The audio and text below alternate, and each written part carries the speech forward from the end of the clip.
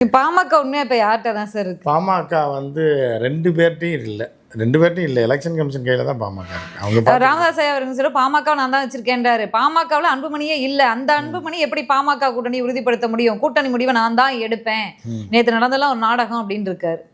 அதை தான் சொல்கிறேன். ஆளாளுக்கு எல்லாருமே என் கையில் இருக்குன்னு சொல்லிட வேண்டியதான்.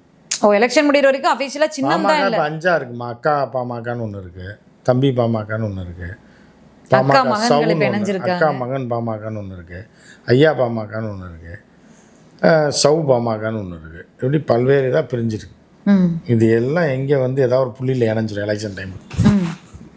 ஒருவேளை எலெக்ஷனில் பாமக இப்படியே போயிட்டு எலெக்ஷனில் வந்து ராமதாஸ் ஐயா அவர்கள் தனித்து போட்டியிடுறாரோ இல்லை வேறு ஏதோ கூட்டணிக்கு ஆதரவு தராரோ என்னங்கிறது தெரியல. ஒருவேளை எலெக்ஷன் முடிஞ்சோடனே, ஏன்னா அன்புமணி ராமதாஸ் ஐயா அவர்களுடைய இதில் வந்து நிர்வாகிகள் அவங்க தான் இருக்காங்க, எம்எல்ஏ நிர்வாகிகள் தான் இருக்காங்க. ராமதாஸ் ஐயா அவர்களுக்கு வணிகர் சங்கங்கள் அமைப்புகள்லாம் ஆதரவு இருக்குது.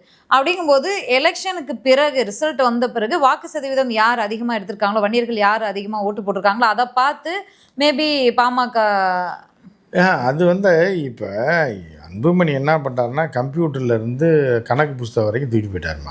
ஆமாம், ராமதாஸ் ஐயா அவர்களே எல்லாமே இருக்கா. அப்போ அவர் கையில் தான் எல்லாமே மாட்டிடுச்சு, சட்டப்படி வந்து அவர் கையில் போயிடுச்சு.